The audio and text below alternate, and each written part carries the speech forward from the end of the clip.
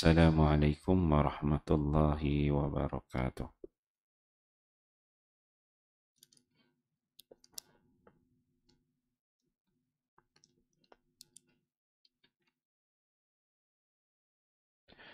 Bab ilmu dan zikir, kelebihan Al-Quran. Hadis ke-19. An Abdullah bin Amru radhiyallahu anhuma عن النبي صلى الله عليه وسلم قال يقال يعني لصاحب القرآن اقرأ وارقى ورتل كما كنت ترتل في الدنيا فإن منزلتك عند آخر آية تقرأ بها رواه الترمذي وقال هذا حديث حسن صحيح باب إن الذي ليس في جوفه من القرآن. Sayyidina Abdullah bin Amr meriwayatkan bahawa Nabi sallallahu alaihi wasallam bersabda, pada hari kiamat akan diseru kepada ahli Al-Quran, teruskanlah membaca Al-Quran dan naiklah tingkat-tingkat syurga. Bacalah dengan tartil sebagaimana di dunia kamu telah membaca dengan tartil. Makam kamu ialah pada ketinggian yang kamu sampai semasa membaca ayat yang terakhir Tirmizi. Keterangan, maksud Ahlul Quran ialah sama ada Hafiz Al-Quran atau seseorang yang banyak membaca Al-Quran ataupun seseorang yang beramal dengan Al-Quran di samping dia merenung makna-makna Al-Quran. Alhamdulillah tuan-tuan mulia, pagi ini kita membaca satu hadis Nabi sallallahu alaihi wasallam. Hadis di bawah tajuk ilmu dan zikir yang membicarakan tentang kelebihan Al-Quran. Hadis yang ke-19 itu hadis yang diriwayatkan oleh Abdullah bin Amru bin Al-As radhiyallahu anhu.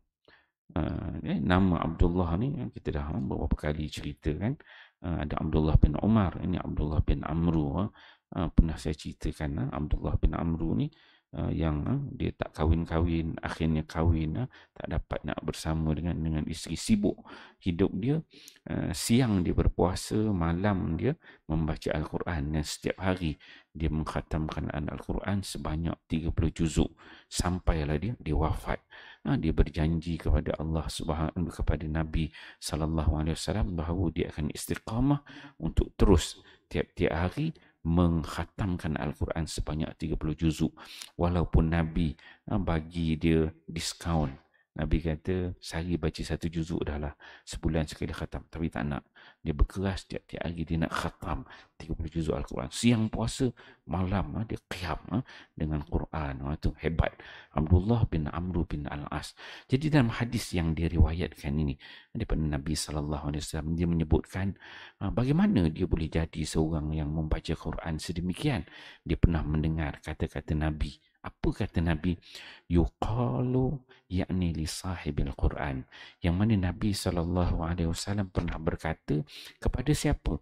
Sahibil Quran. Maksudnya orang Ahlul Al-Quran.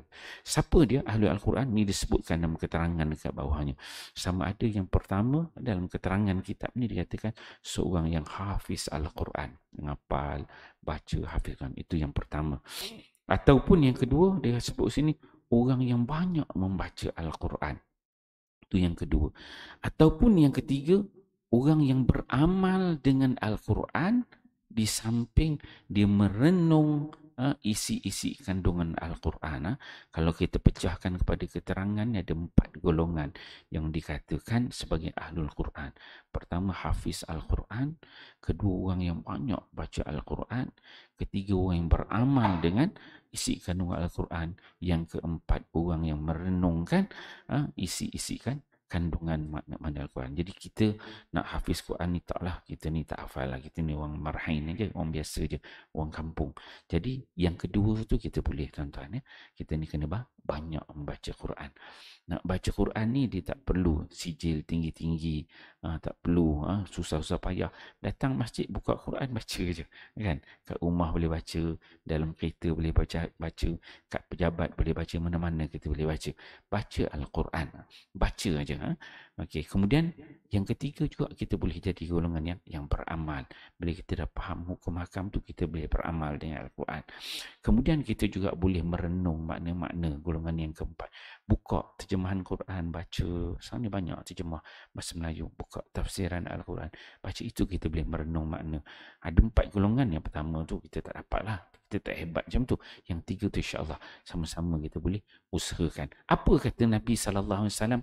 Yuqalu ya'ni li sahibil Quran.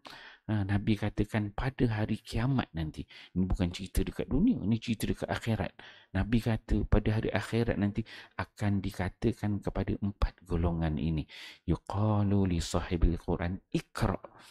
Maksudnya akhirat, dekat akhirat ni dia tak ada dah ibadah. Nak beribadat ke, kebajikan ke, nak pergi infak duit, sedekah, tak ada. Tapi ada satu amalan yang masih boleh buat lagi. Yang mana dunia ni nama dia ibadah, membaca Quran dekat dunia. Dekat akhirat tu Allah Ta'ala berikan lagi kebenaran Iqra untuk membaca Al-Quran. Maksudnya kalam Allah tu dekat dunia ni kita baca, akhirat kelak besok pun ada ruang boleh dibaca. Bagi siapa? Sahibul Quran. 4 golongan ini. Mengikut kitab ni. Dia kata, Iqra, kata Nabi SAW, nanti akan disebut kepada golongan Sahibul Quran. Kamu bacalah Al-Quran itu. Warqa. Iqra, satu baca. Dan kamu naiklah tingkat demi tingkat. Akhirat ni tuan-tuan, dia ada syurga. Syurga tu dia ada level dah. Nama-nama syurga, pintu syurga, level-level syurga tu ada. Jadi bagi sahib Al-Quran ni, dia akan satu suruh baca. Satu suruh baca. Yang kedua, warqa. Warqa maksudnya naik. Dia akan naik. Bila dia baca tu, dia akan naik satu tingkat, naik satu tingkat, naik satu level, naik satu level. Kama kunta tarattilu fid dunya. Sebagaimana kamu dekat dunia dulu kamu baca Quran. Jadi bila kita baca, pentingnya kita baca dekat dunia tu dengan bacaan yang tartil, dengan bacaan yang baik, sebab akhirat nanti kita akan baca macam itu. Pada level yang sama. Allah berikan kebenaran bagi golongan sahibul Quran. Sahibul Quran untuk baca terus Quran. Kita akhirat besok tak ada dah nak sedekah-sedekah masjid ni, sedekah anak yatim ke, tak ada dah. Tapi Quran boleh baca. Jadi kita baca dekat akhirat nanti dan kita tu Allah Ta'ala akan angkat. Satu level, satu darjat, satu tingkat akan naik di akhirat nanti. Maka kata Nabi SAW, fa inna manzilataka, maka kan Nabi sebut yang kebaca sahibul Quran dekat akhirat nanti, mereka ini masing-masing ada tingkat level masing-masing, ada maqam yang berbeza, ada level yang berbeza. Kata Nabi, inda akhiri ayatin taqra'u biha, bahawa golongan 4 golongan ni, mereka ini akan sampai ke satu tingkat yang mana ayat terakhir dia baca. Kalau banyak kita baca dekat dunia ni, maka lagi tinggi level kita di akhirat nanti. Lagi banyak kita menghafal Quran, lagi banyak tingkat kita naik.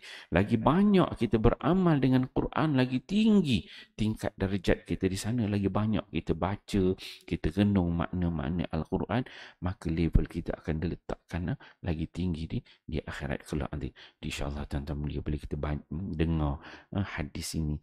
Dia satu amalan yang semua orang boleh buat. Saya selalu sebut, Nabi kata iqra'ul Quran, bacalah Quran, fa innahu ya'ti yaumal qiyamah syafi'an li ashabi. Nabi sebut kamu bacalah Quran. Quran itu akan datang pada hari kiamat sebagai syafaat kepada kamu. Nabi sebut iqra' je, baca. Bila Nabi sebut baca ni, dia level paling rendah. Tak perlu nak belajar tinggi-tinggi, tak perlu nak hebat, tak perlu nak kaya, tak perlu nak ada kenderaan besar. Baca tu level paling rendah. Dan kita baca ni, dia tak perlu nak tunjuk-tunjuk dengan orang. Kat rumah kita boleh baca, dengan anak-anak kita boleh baca. Tak perlu nak suara macam sedap kan, taranum. Tak, kita baca je. Untuk apa? Yang kita baca tu syafaat kita di hari akhirat kelak besok. Tak perlu macam nak berceramah hebat, pandai kat tu, tak perlu. Kita baca untuk diri kita sendiri, bekal kita sendiri, syafaat bagi kita akhirat kelak esok. InsyaAllah tuan-tuan dia boleh kita fahami di sini. Bukan setakat kita dengar, kita baca, kita faham, amal sampai-sampaikan kepada orang yang kita kenali. Moga-moga membawa keberkatan kepada kita semua insyaAllah. Kita faham dan amalkan. Wallahu a'lam. Subhanakallah.